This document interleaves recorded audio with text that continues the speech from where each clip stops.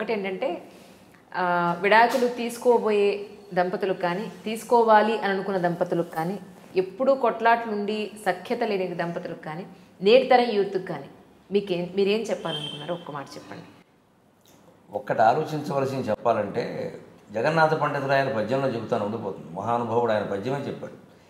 ఓ లేడు ఉందట, అది అరణ్యంలో తిరుగుతుంది. తిరుగుతూను అరణ్యంలో మరి భయాలు ఎక్కువ కదా, అగ్ని, దావాగ్ని.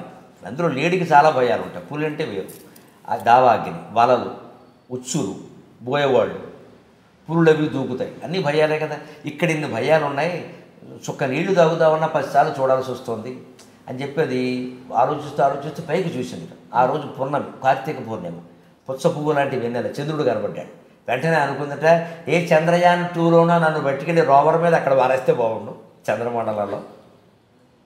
జగన్నాథ పండితురాడు అద్భుతంగా చెబుతాడు ఆ విషయం. లేడు అనుకుంది, చంద్రమండలం బాగా కనబడుతుంది, భూమి లాంటిదే కదా అది కూడా, అక్కడ వారేస్తే హాయిగా ఉండొచ్చు, ఈ వలలు ఉండవు, ఉచ్చులు ఉండవు, కిరాతులు ఉండరు, పోయేవాళ్ళు ఉండరు, పులులు ఉండవు అని అనుకుంది.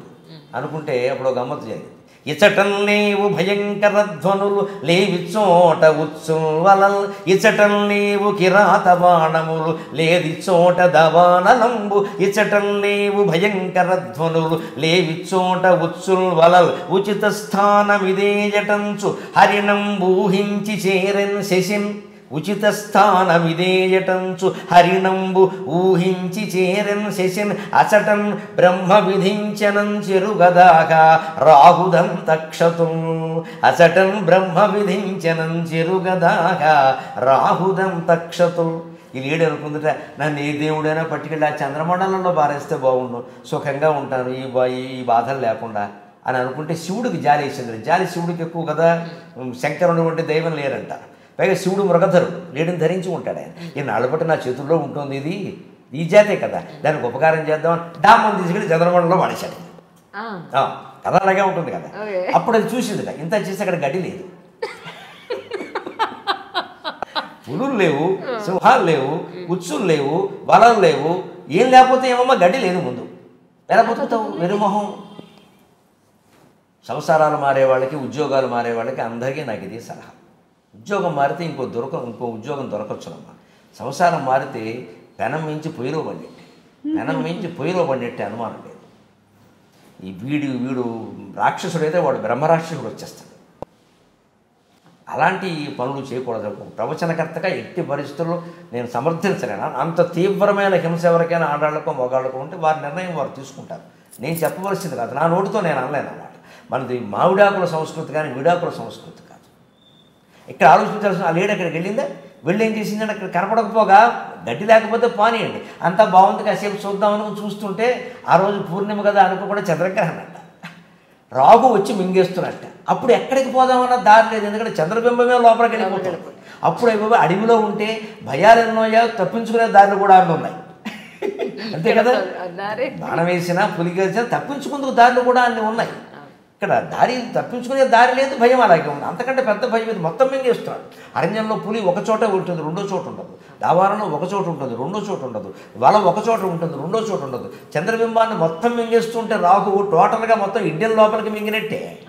ఇది తప్పించుకునే దేవుడా వద్దు నా అడవిలో నాకు బాధ, ఎందుకంటే పాత దేవుడు కంటే కొత్త దేవుడు కంటే పాత దెయ్యం నయ్యమన్నారు. కొత్తవాడు ఎంత దేవుడైనా పాత దెయ్యం నయ్యం, అలవాటు పడ్డాం. ఆ దెయ్యం నుంచి తప్పించుకోవడం కూడా మనకు తెలుసు. కొత్తవాడు దేవుడైతే మాత్రం వాడు అనుగ్రహిస్తాడో ఆగ్రహిస్తాడో తెలియదు. అసలు వాడికి అభిషేకం ఇష్టమో అలంకారం ఇష్టమో తెలియదు, ఎవడు పడతాడు ఇవన్నీ అని ఆ లేడు మొక్కుకుంటే అయిందా దా అని కింద పారేశాడు. ఇది జగన్నాథ పండితురాయలు కొంచెం భగీధర నళినీమోహన్ అని ఆయన తెలుగులో రాశాడు, పండితురాయలు సంస్కృతంలో రాశాడు. అందరూ ఆలోచించాల్సిన విధానం. తప్పించుకోవడం ఇక్కడేదో తగాదా రాగానే నేను బతకలేనా, నా ఉద్యోగం నాకుంది అని మొగాడు అనకూడదు, ఆడదే అనకూడదు. అమ్మాయి సమస్య ఏంటంటే ఒక్క మహిళకి చెప్తున్నాను నేను సలహా, నా సోదరుగా, తప్పించుకుని కూడా పిల్లలతో ఉండి కానీ లేక కానీ బయటికి వెళ్ళింది అని కానీ ఆ సంస్థలో పనిచేసే వాళ్ళే పడిపోతారమ్మ కనుక. వాళ్ళు ముందు లోకు కట్టేస్తారు. ఎందుకంటే ఇప్పుడు ముందు ఫ్యాషన్ కోసం, పైగా నాకేదో ఇదేం తెలియ కోసం అలవాటు ఉన్న మంగళసూత్రం కూడా తీసేస్తారు. ఓ ఫ్యాషన్ గొలుసు వేసుకుంటారు. వెంటనే మనటి వరకు మంగళసూత్రం ఎంతో కనపడిందిగా ఏమైంది అంటారు ఎవరో పక్క మహిళామణులు. వెంటనే వదిలేసిందిట అంటారు. అంటే వదిలేసింది అనగానే ఇంకోటి ఎవడో పట్టుకుంటాడు. ఇక్కడ ఇది ఎవరు అంతకంటే బాగుంటుందా? వీడు ఇవాళ ఏదో చెప్పగానే బాధలు వినేసి అలా ఉంటారండి మగాళ్ళు, అలా ఉండదండి అని ఏదో అంటాడు. పొరపాటుని మీ వల్ల పడింది అంతకంటే కిరాతకంగా ఉంటాడు వీడు. మగాడికైనా అంతే నేను ఇచ్చే సలహా. భార్యతో ఏవో కొన్ని తలనొప్పులు ఉండొచ్చు, పెద్ద సమస్య కాదు అది. నేను సరదాగా అంటూ ఉంటాను, అర్ధాంగి అని ఎందుకంటారంటే అర్థం కాదు కాబట్టి అర్ధాంగి అంటారు, అర్థమైతే పూర్ణాంగి అనేవారు.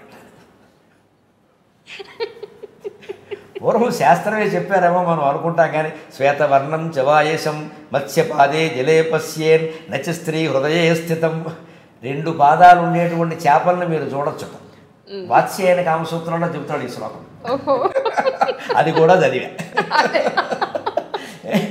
అందులో చెబుతాడు స్పష్టంగా ఏమిటి, శ్వేతవర్ణం చవాయసం, తెల్లని కాకులు లేవంటారు, ఎక్కడో అక్కడ ఉంటాయి, కనుక్కోవచ్చు, చూడొచ్చు, పర్వాలేదు.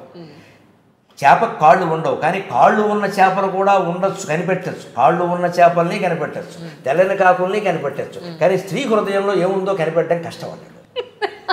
శాస్త్రకారులు చెప్పిన దాన్ని నేను చెబుతున్నాను. మహిళా సంఘాల వాళ్ళు గొడవ చేస్తే నమస్కారం. ఇప్పుడైతే మేడం మీకు అర్థం కాలేదు. అర్థం కాలేదు నిజానికండి అమ్మ, అలా కాదు, అర్థం కానిదే ఆనందంగా ఉంటుంది. మీరు గమనించండి, మన పిల్లలు హిందీ పాటలు వింటారు ఎక్కువ, ఎందుకు అర్థం కావు కాబట్టి. అర్థమయ్యే పాట వినవానండి, వీడు వినడం. అర్థం కాదే ఎక్కువ బాగుంటుంది. అసలు చాలామందికి సాహిత్యం కంటే ఎక్కువ సంగీతం ఆనందం కలిగింది, అర్థం కాదు కాబట్టి. సంగీతంలో అర్థమయ్యేందుకు ఏముంది?